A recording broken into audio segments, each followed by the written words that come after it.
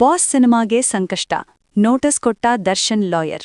ನಟ ದರ್ಶನ್ ಅವರು ರೇಣುಕಾಸ್ವಾಮಿ ಕೊಲೆ ಪ್ರಕರಣದಲ್ಲಿ ಬಂಧಿತರಾಗಿರುವಾಗಲೇ ಬಾಸ್ ಸಿನಿಮಾ ಬಿಡುಗಡೆಗೆ ಸಿದ್ಧವಾಗಿದೆ. ಈ ಚಿತ್ರದ ಟೀಸರ್ ರೇಣುಕಾಸ್ವಾಮಿ ಪ್ರಕರಣವನ್ನು ಹೋಲುತ್ತದೆ ಮತ್ತು ನೈಜ ಘಟನೆ ಆಧಾರಿತ ಎಂದು ಹೇಳಿಕೊಳ್ಳುವುದರಿಂದ ವಿವಾದ ಸೃಷ್ಟಿಯಾಗಿದೆ.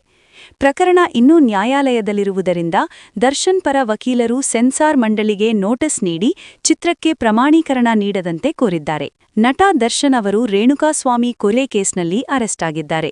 ಅವರು ಈ ಪ್ರಕರಣದಲ್ಲಿ A2 ಆಗಿದ್ದಾರೆ. ರೇಣುಕಾಸ್ವಾಮಿ ಕೊಲೆ ಕೇಸ್ ಪ್ರಕರಣದ ವಿವರ ಎಲ್ಲರಿಗೂ ತಿಳಿದಿದೆ. ಚಾರ್ಜ್ ಶೀಟ್ನಲ್ಲಿ ಎಲ್ಲಾ ವಿಷಯವನ್ನು ವಿವರವಾಗಿ ಬರೆಯಲಾಗಿದೆ. ಹೀಗಿರುವಾಗಲೇ ಬಾಸ್ ಹೆಸರಿನ ಸಿನಿಮಾ ಸೆಟ್ಟೇರಿ ರಿಲೀಸ್ಗೆ ರೆಡಿಯಾಗಿದೆ. ಈ ಸಿನಿಮಾ ಟೀಸರ್ ನೋಡಿದರೆ ಇದು ದರ್ಶನ್ ಪ್ರಕರಣವನ್ನೇ ನೆನಪಿಸಿದೆ. ಇದು ಚರ್ಚೆಗೆ ಕಾರಣವಾಗಿತ್ತು. ಹೀಗಿರುವಾಗಲೇ ದರ್ಶನ್ ಪರ ವಕೀಲರು ಸೆನ್ಸಾರ್ ಮಂಡಳಿಗೆ ನೋಟಿಸ್ ನೀಡಿದ್ದು ಸಿನಿಮಾಗಿ ಸೆನ್ಸಾರ್ ಮಾಡಬಾರದು ಎಂದು ಹೇಳಿದ್ದಾರೆ. ನಿರ್ದೇಶಕ ಲವ್ ಆಕ್ಷನ್ ಕಟ್ ಹೇಳಿದ್ದು, ತನುಷ್ ಶಿವಣ್ಣ ನಾಯಕನಾಗಿ ಸಿನಿಮಾದಲ್ಲಿ ನಟಿಸಿದ್ದಾರೆ. ರೇಣುಕಾಸ್ವಾಮಿಯನ್ನು ಚಿತ್ರದುರ್ಗದಿಂದ ಕರೆತಂದು ಬೆಂಗಳೂರಿನ ಪಟ್ಟಣಗೆರೆ ಶೆಡ್ನಲ್ಲಿ ಕೊಲೆ ಮಾಡಲಾಯಿತು. ಈ ವೇಳೆ ದರ್ಶನ್ ಹಾಗೂ ಪವಿತ್ರ ಕೂಡ ಸ್ಥಳದಲ್ಲಿ ಇದ್ದರು ಎನ್ನುವ ಆರೋಪ ಇದೆ. ಆ ಬಳಿಕ ಹೆಣವನ್ನು ಮೋರಿ ಪಕ್ಕದಲ್ಲಿ ಹಾಕಲಾಯಿತು. ಹೆಣ ಬಿಸಾಕಿದವರು ಸಿಕ್ಕಿಬಿದ್ದರು. ನಂತರ ದರ್ಶನ್ ಹೆಸರು ಕೂಡ ಹೊರಬಿತ್ತು. ಅವರನ್ನು ಬಂಧಿಸಲಾಯಿತು. ತಾವು ನಿರಪರಾಧಿ ಎಂದು ಅವರು ಹೇಳುತ್ತಾ ಬರುತ್ತಿದ್ದಾರೆ.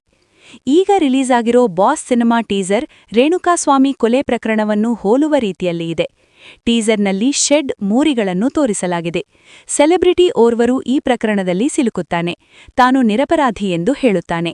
ಇದು ಕೇವಲ ಕಾಲ್ಪನಿಕ ಕಥೆ ಎಂದರೆ ಪ್ರಕರಣ ಅಷ್ಟು ಚರ್ಚೆಗೆ ಗ್ರಾಸವಾಗುತ್ತಿರಲಿಲ್ಲವೇನೋ. ಆದರೆ ಇದು ನೈಜ ಘಟನೆ ಆಧಾರಿತ ಕಥೆ ಎಂದು ಹೇಳಿರೋದು ಚರ್ಚೆಗೆ ಕಾರಣವಾಗಿದೆ. ಪ್ರಕರಣ ಇನ್ನೂ ಕೋರ್ಟ್ನಲ್ಲಿದೆ. ದರ್ಶನ್ ತಪ್ಪು ಮಾಡಿದ್ದಾನೆ ಅಥವಾ ಮಾಡಿಲ್ಲ ಎಂಬುದನ್ನು ಕೋರ್ಟ್ ನಿರ್ಧರಿಸುತ್ತದೆ. ಅದಕ್ಕೂ ಮೊದಲೇ ಈ ಘಟನೆ ಆಧರಿಸಿ ಸಿನಿಮಾ ಮಾಡೋದು ಎಷ್ಟು ಸರಿ ಎಂಬ ಪ್ರಶ್ನೆ ಕೆಲವರದ್ದು. ಈಗ ದರ್ಶನ್ ಪರ ವಕೀಲರು ಸೆನ್ಸಾರ್ ಮಂಡಳಿಗೆ ನೋಟಿಸ್ ನೀಡಿ ಯಾವುದೇ ಕಾರಣಕ್ಕೂ ಸಿನಿಮಾಗೆ ಸೆನ್ಸಾರ್ ಮಾಡಬಾರದು ಎಂದು ಹೇಳಿದ್ದಾರೆ. ನಿರ್ದೇಶಕ ಲವ್ ಆಕ್ಷನ್ ಕಟ್ ಹೇಳಿದ್ದು, ತನುಷ್ ಶಿವಣ್ಣ ನಾಯಕನಾಗಿ ಸಿನಿಮಾದಲ್ಲಿ ನಟಿಸಿದ್ದಾರೆ.